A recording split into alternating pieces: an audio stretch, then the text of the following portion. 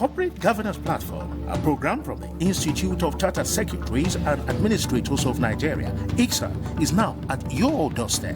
By the way, what is corporate governance and what are its key pillars? Will there be any conflict of interest if a person combines the roles of a chairman and a chief executive officer in a corporate organization?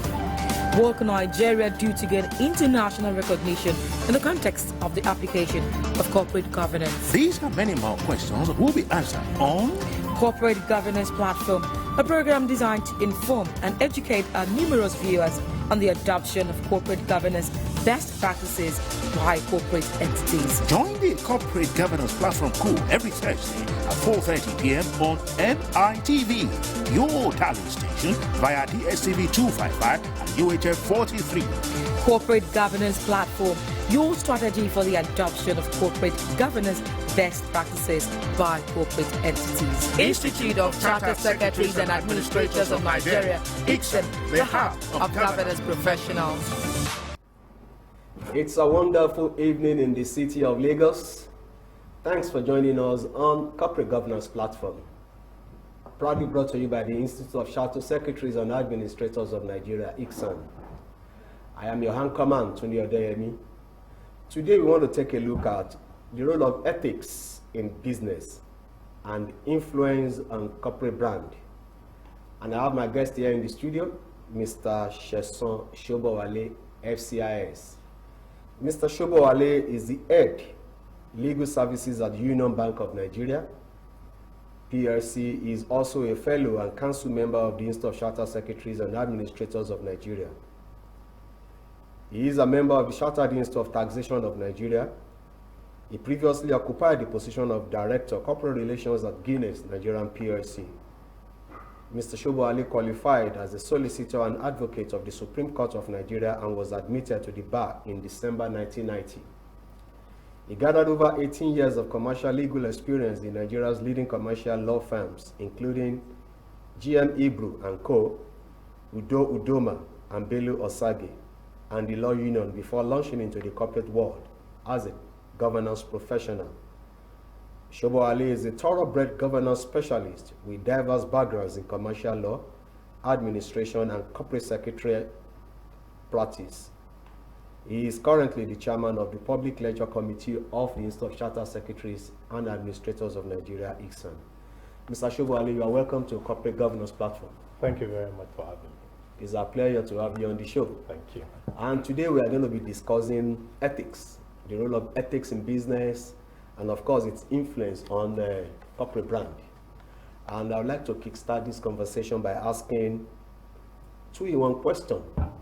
First is, what is ethics, and how does ethical culture relate to corporate governance? Well, thank you very much. Ethics is simply the application of morals in the governance of a company. And what is morals? Moral simply means proper behavior. So when you put that together, ethical behavior in the context of corporate governance is behaving appropriately in what you do to govern the company towards the realization of its objectives. And your second question around the ethical culture. Now, culture essentially, broken down is how people behave in a certain place. Okay. So when you're talking about an ethical culture, you are talking about an environment, a corporate environment, where a cross-section of the people in that environment, be they board members, executive members, or shop floor employees, know that adherence to moral values and proper behavior is a sine qua non for working in the organization and for its prosperity both now and in the future. Okay, how does ethical culture now impact on corporate brand? Essentially, so I'd like to answer that question, by calling to mind a number of leading brands that have been in existence for several decades, okay, that we grew up knowing, but today are no more. And many of them, I'll mention a few. So you remember, Arthur Andersen. Arthur Andersen was a very well-known accounting and consulting firm. Every brilliant young man or woman wanted to work at Anderson. It was present all over the world. That's true. But something suddenly happened, and today at Anderson is no more. If you go back about 15 years ago in Nigeria, there were several banks that dotted the landscapes, well-known household names, but that today are no more. The reason why those companies do not exist anymore is because the people responsible for governance in those companies fail to apply ethics in the discharge of their responsibilities. They cut corners, they ignore the rules that have been put in place, and in many of the companies they didn't even have rules. So essentially the reason why ethics is important to corporate success is that companies are set up to make profit, true, but they're also set up to make profit for now and the foreseeable future. So if you want a business that wants to be sustainably successful, they need to pay attention to the issue of ethics. Ethics. Wonderful, wonderful. Now, is there any relationship between ethics and reputation of a company, and on the other hand, investors' confidence? Okay, thank you. Very good question. Now, companies do many things. Some are set up to render services. Some are set up to manufacture products that people buy. Okay. Now, when you go out into the market and you say, I am selling this product, part of what makes people buy your product is what they know about the company. So if they perceive your company as a well-run company where morality is taken into cognizance in taking corporate decisions, where people will act right at all times, whether someone is watching or not, then they're more likely to trust that your quality standards, your safety standards are world class, and therefore that the product or services that you are offering would meet the promise that is behind it, and therefore ethics builds a company's reputation, which in turn impacts on the confidence of consumers and investors. So that's why ethics is very important to reputation, and obviously reputation is important to corporate success. Okay, what you're saying in essence is beyond the services, beyond the manufactured products, there is a personality of the company that consumers also look Absolutely. at. Absolutely. I mean, you go into the market, there's no area that you go, whether in services or product, that you don't have competition. Sure. So what informs a decision to buy this product instead of that product, or to patronize this service instead of that practice, is what people know about that business. And what they know about that business is its reputation, it is the way they perceive that to behave in a particular set of circumstances, is the fact that they think that the company is responsible, that the company's word can be trusted. And that's why they will buy your product, that's why they will patronize your services. Yeah, good. Ethics has a is very valuable in an organization. But let me ask this question. The board of directors is required to model a top-down commitment to ethical standards. What is the reason for this, and what is the role of management in implementing this? Now, I mean, there's a well-worn cliche about the fact that everything flows from leadership. Okay. The reality is that the board of directors sits at the apex of governance in every company. And they are the ones who have the most opportunity, to abuse their position. And therefore, if the board of directors behave properly, if they have policies that governs, conflict of interest, their behaviors, and they are there to those policies, other people in the company who are much lower, down the cadre, are more likely to do the same thing. Okay. But if they think that the board of directors is only paying lip service to the issue of ethics and other issues of corporate governance, you will find out that throughout the company there essentially would be non-adherence to this, and people will be looking over their shoulders to see whether someone is watching them or not. And if no one is watching them, they will not apply those principles. But if the board models those principles, then the followership or the rest of the company is likely to follow. Is that what people call leadership by example? Absolutely. Okay. Absolutely. Now let's go to a provision of the Code of Corporate Governance, the code provides that a company's code of business conduct and ethics should provide, among other things, that directors should make improper, or a director should not make improper or prejudicial use of information acquired as directors, and not disclose non-public information except where disclosure is authorized or legally mandated. What's the significance of this provision? Okay. Now, directors are in a privileged position. Yeah. So they sit in a room where information that isn't available publicly or even to other employees in the company is revealed. They sit in a room where the company's future strategies and plans are revealed. And therefore, improper use of this information can, to the benefit of the directors or benefit of other stakeholders related to the directors, can impact the company's future.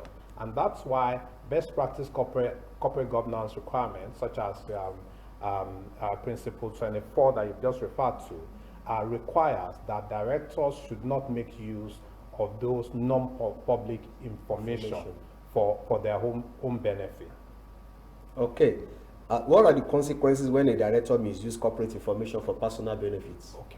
Now, both the code, Nigerian Code of Corporate Governance 2018, and the Companies and Allied Matters Act and other regulations made by the Securities and Exchange Commission prescribe certain consequences. So first of all, when directors do that, they're breaching provisions of the code, and there are consequences that can either be applied by sectoral regulators or that can be enforced in the court of law. So for example, the company, if a director, for example, uses confidential, non-publicly available information and to his benefit, the company itself can sue the director to disgorge any ill-gotten profit as a result. And secondly, there can be other sanctions depending on which sector that director or that business is in. There could be other sanctions such as removal from office. For example, if you're a director in a bank, the regulator, the Central Bank of Nigeria, can order your removal from office. And a shareholder of a company, whether it's a majority or minority shareholder, can actually initiate an action against such a director. Legal action against such a director for breach and claim substantial damage. Oh, the consequences are really grievous. Absolutely. Still talking about director, should a director serve in a competing company even after disclosure to the board? What are the risks to the company? Okay, now that's an example of conflict of interest. You've chosen to serve as a director in this company. You are treated, put in a position of privilege, information is revealed to you. And therefore, it will be a gross abuse of office if you go and serve in another business, competing against that business. And obviously, if you do that, certain steps, certain actions can be taken against you, including, getting an injunctive relief to prevent you from serving as a director of those companies. And if it is proven that you actually made profit or had some benefit as a result of that conflict of interest, you could also be sued for damages as well.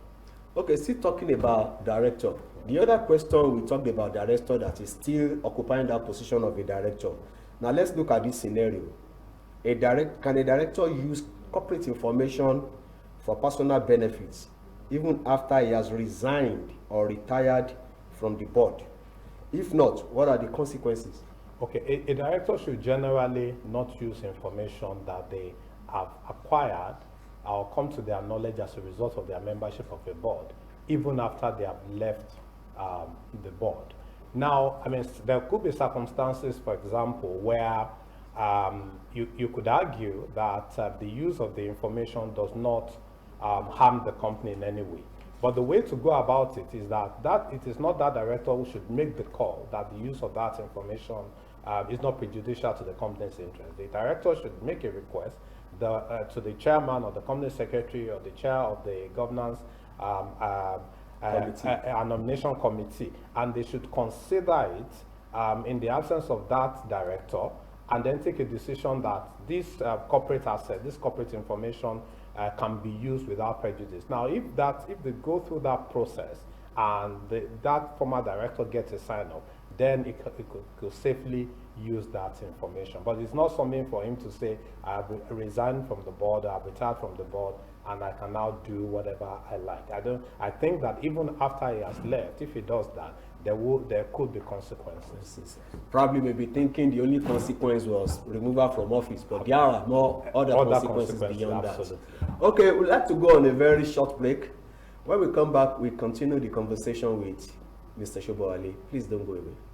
Corporate Governance Platform, a program from the Institute of Chartered Secretaries and Administrators of Nigeria, ICSAN, is now at your doorstep.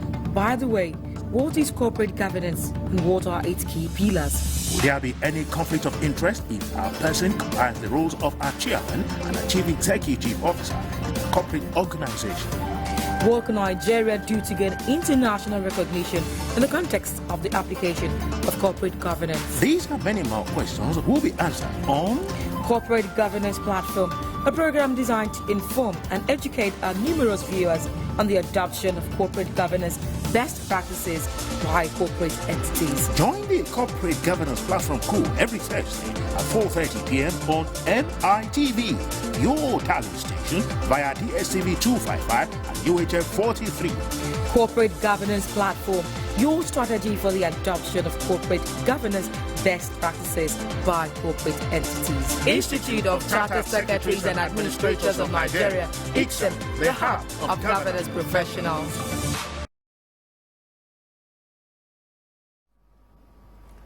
You are welcome back. It's the Corporate Governance Platform, proudly brought to you by the Institute of Chartered Secretaries and Administrators of Nigeria, ICSAN. And I still have with me right here in the studio, Mr. SOBOWALE, leading the conversation on the role of ethics in business and the influence on corporate brand. Mr. SOBOWALE, we have talked a lot on the director's responsibility as regards information, the ethical aspect of it. Now, I would like to also ask a question that is related to a director here. Can a director use information or use corporate investment information, that's this specific corporate investment information, if an organization does not have the resources to take advantage, or probably the organization has declined using that information because it is not attractive? If yes, what is the procedure for doing this? Okay. Well, the short answer is that in limited circumstances, a director could use such information. Okay. But the more important thing is your second question: what is the procedure? Okay. Now, it is not for the director to decide or to come to a conclusion on his own. That from what I'm saying, the company is not able to make use of this information. The director needs to make a request to the board, either through the company secretary or through the chairman of the board or through the chair of the governance and nomination committee. That request needs to be considered dispassionately in the absence of the requesting director. So it shouldn't be in the room when that has been discussed. And if the board, in its wisdom, comes to the conclusion that indeed it is not in a position to exploit that information, or indeed it does not want to, then they can take a decision and authorize or allow the director to use that information. But even through that process, because of the several stakeholders of the company that are not in that room, that decision should be minuted for the record. Wow, wonderful, wonderful. So the director can use such information as long as you follow that procedure. Absolutely. All right. Honesty, integrity, fairness, loyalty are among desired principles in ethics. Can you explain each in relation to corporate governance? Now, honesty essentially means acting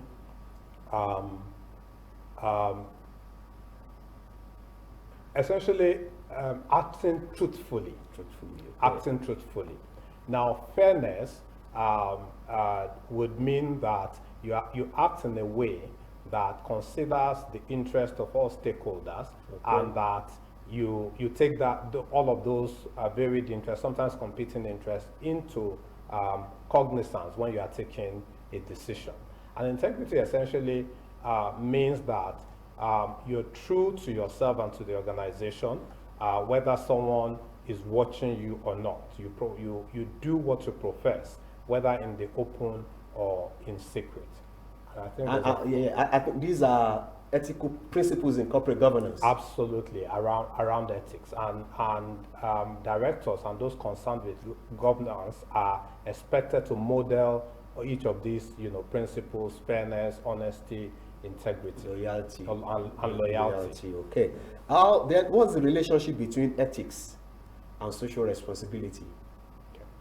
Now, essentially, ethics is, the application of morals in the governance of a company. Now, social responsibility traverses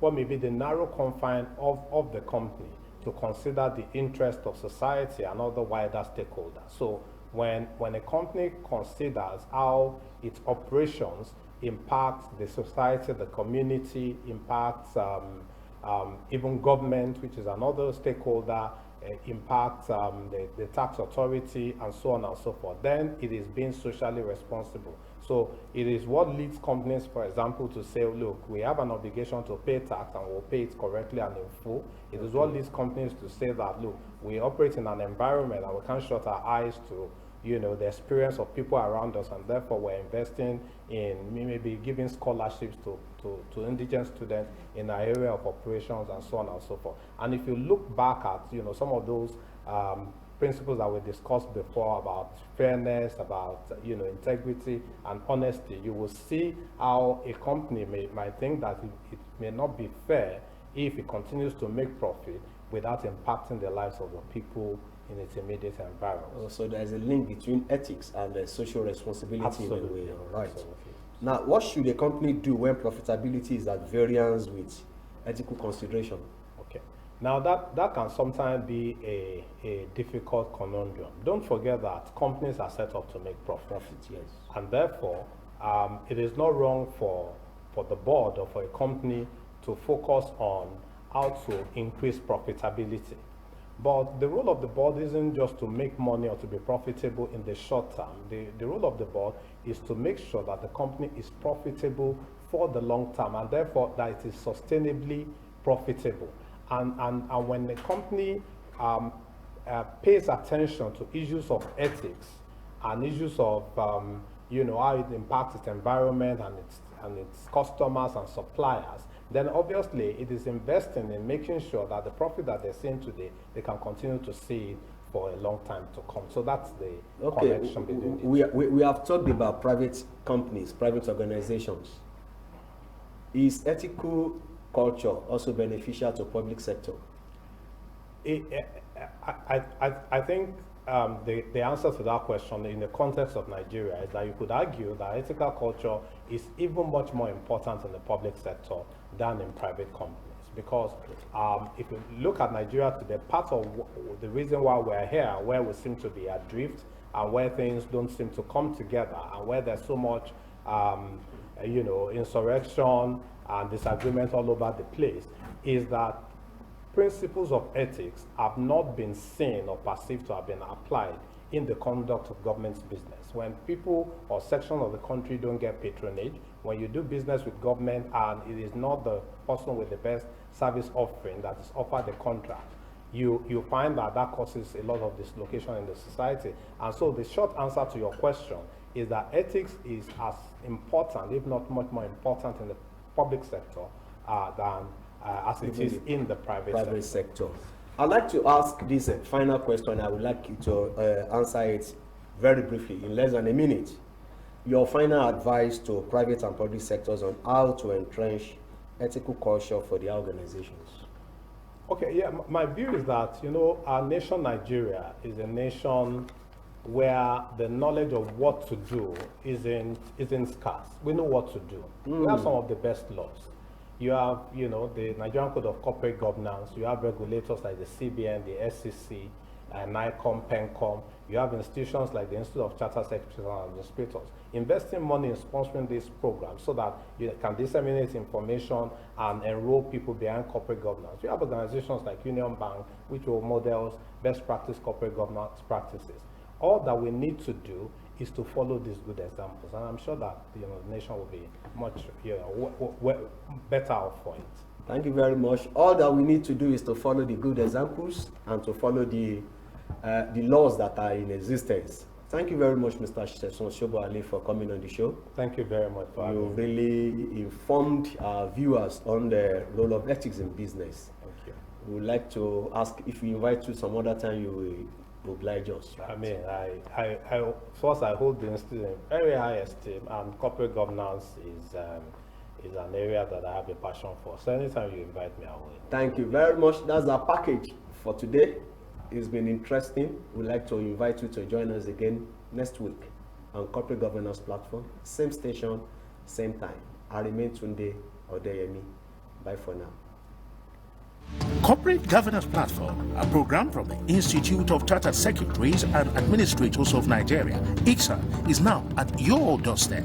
By the way, what is corporate governance and what are its key pillars? Will there be any conflict of interest if a person combines the roles of a chairman and a chief executive officer in a corporate organization? What can Nigeria do to gain international recognition in the context of the application of corporate governance? These and many more questions will be answered on Corporate Governance Platform, a program designed to inform and educate our numerous viewers on the adoption of corporate governance best practices